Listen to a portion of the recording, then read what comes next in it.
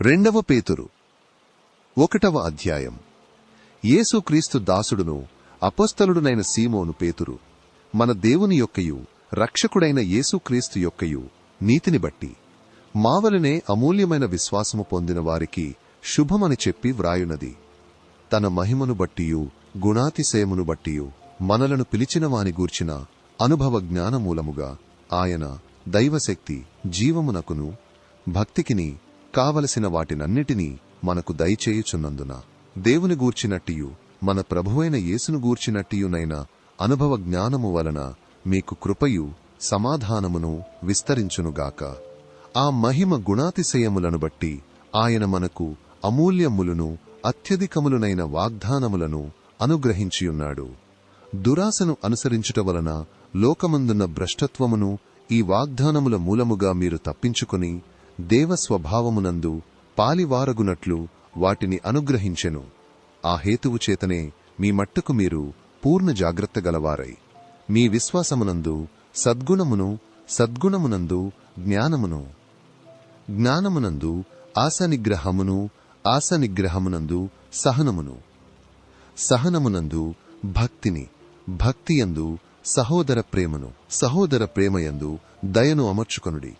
ఇవి మీకు కలిగి విస్తరించిన ఎడల అవి మన ప్రభువైన యేసు క్రీస్తును గూర్చిన అనుభవ జ్ఞాన విషయములో మిమ్మును సోమరులైనను నిష్ఫలులైనను కాకుండా చేయును.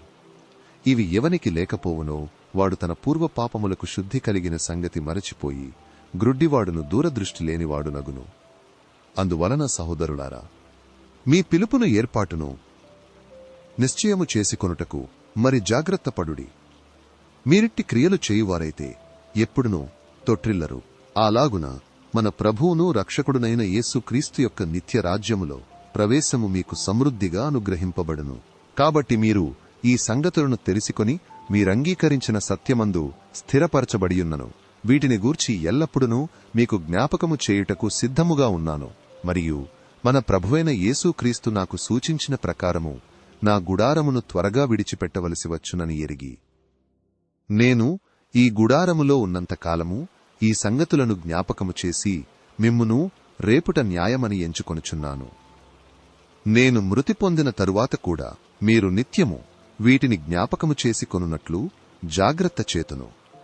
ఏలయనగా చమత్కారముగా కల్పించిన కథలను అనుసరించి మన ప్రభువైన యేసు క్రీస్తు యొక్క శక్తిని, ఆయన రాకడను మేము మీకు తెలుపలేదుగాని ఆయన మహాత్మ్యమును మేము కన్నులార చూచిన వారమై తెలిపితివి.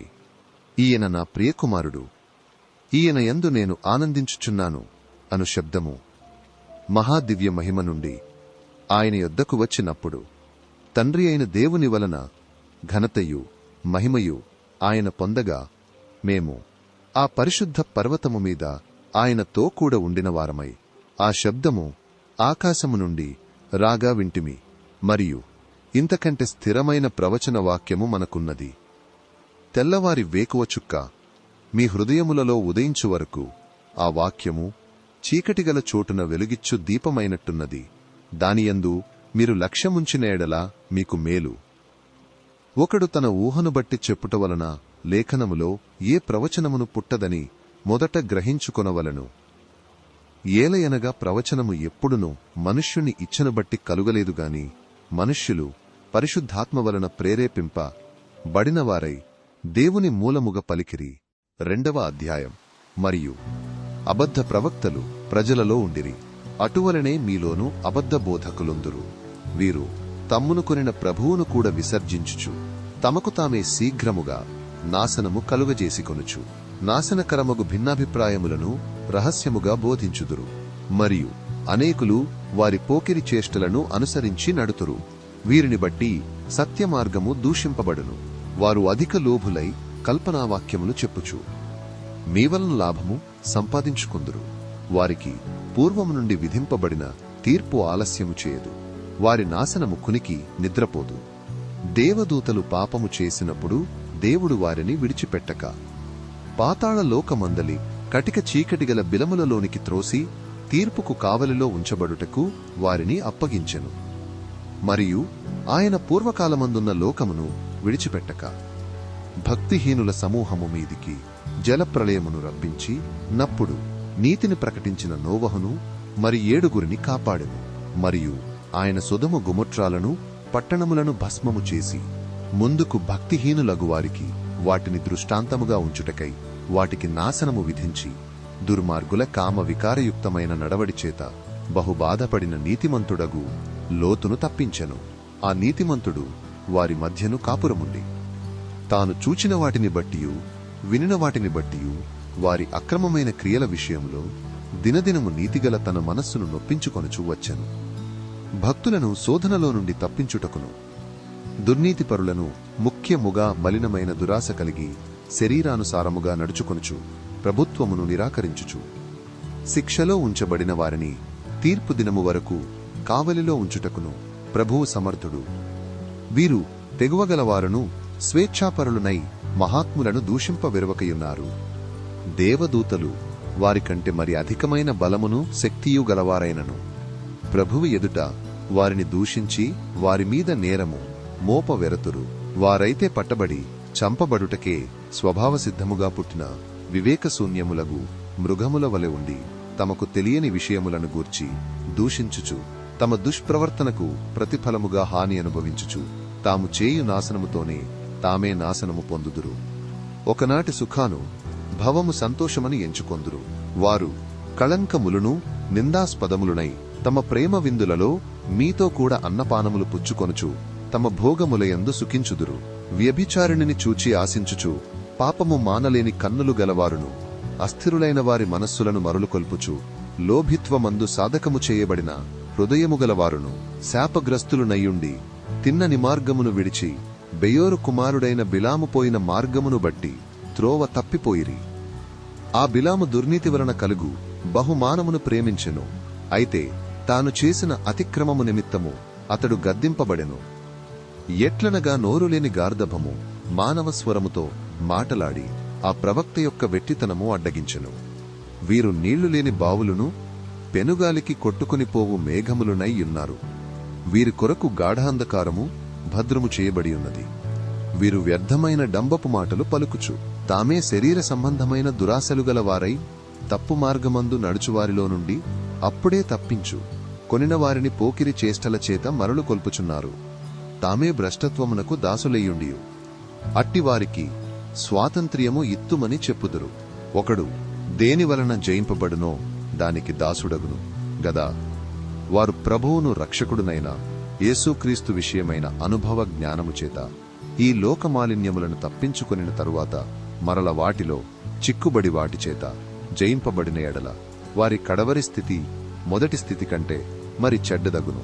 వారు నీతి మార్గమును అనుభవపూర్వకముగా తెలిసికొని తమకు అప్పగింపబడిన పరిశుద్ధమైన ఆజ్ఞ నుండి తొలగిపోవుట కంటే ఆ మార్గము అనుభవపూర్వకముగా తెలియకయుండుటయే వారికి మేలు.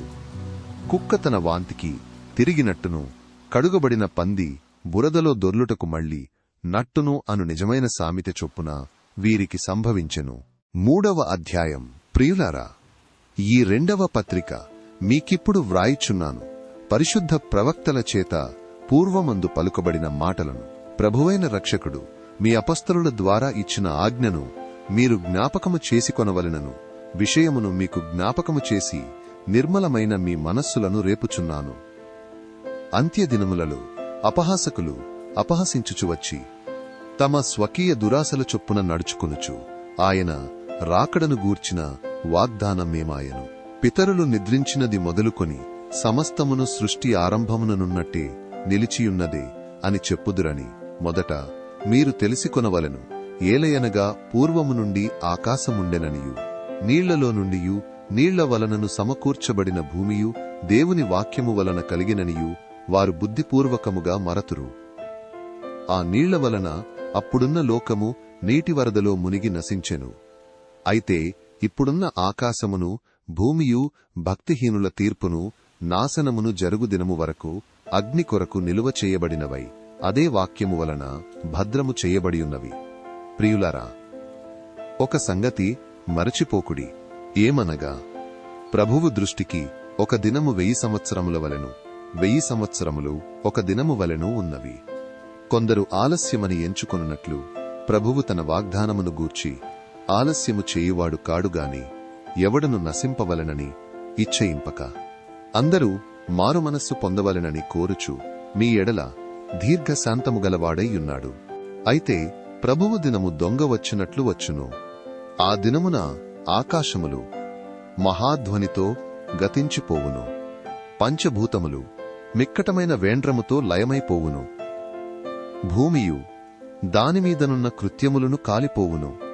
ఇవన్నీయు ఇట్లు లయమైపోవునవి గనుక ఆకాశములు రవులుకొని లయమైపోవునట్టియు పంచభూతములు మహావేండ్రముతో కరిగిపోవునట్టియు దేవుని దినపు రాకడ కొరకు కనిపెట్టుచు దానిని ఆశతో అపేక్షించుచు మీరు పరిశుద్ధమైన ప్రవర్తనతోనూ భక్తితోనూ ఎంతో జాగ్రత్త గలవారై యుండవలెను. అయినను మనమాయన వాగ్దానమును బట్టి క్రొత్త ఆకాశముల కొరకును క్రొత్త భూమి కొరకును కనిపెట్టుచున్నాము. వాటి యందు నీతి నివసించును. ప్రియులారా, వీటి కొరకు మీరు కనిపెట్టువారు గనుక శాంతముగలవారై ఆయన దృష్టికి నిష్కళంకులుగాను నిందారహితులుగాను కనబడునట్లు జాగ్రత్తపడుడి. మరియు మన ప్రభువు యొక్క దీర్ఘశాంతము రక్షణార్థమైనదని ఎంచుకునుడి. అలాగు మన ప్రియ సహోదరుడైన పౌలు కూడా తనకు అనుగ్రహింపబడిన జ్ఞానము చొప్పున మీకు వ్రాసియున్నాడు. వీటిని గూర్చి తన పత్రికలన్నిటిలోనూ బోధించుచున్నాడు. అయితే వాటిలో కొన్ని సంగతులు గ్రహించుటకు కష్టమైనవి. వీటిని విద్యావిహీనులను అస్థిరులైన వారును తక్కిన లేఖనములను అపార్థము చేసినట్లు తమ స్వకీయ నాశనమునకు అపార్థము చేయుదురు. ప్రియులారా, మీరు ఈ సంగతులు ముందుగా తెలుసుకొనియున్నారు గనుక మీరు నీతి విరోధుల తప్పుబోధ వలన తొలగింపబడి మీకు కలిగిన స్థిరమనస్సును విడిచి పడిపోకుండా కాచుకొనియుండుడి. మన ప్రభువును రక్షకుడునైన యేసుక్రీస్తు అనుగ్రహించు కృపయందును జ్ఞానమందును అభివృద్ధి పొందుడి. ఆయనకు ఇప్పుడును యుగాంత దినము వరకును మహిమ కలుగునుగాక. ఆమేన్.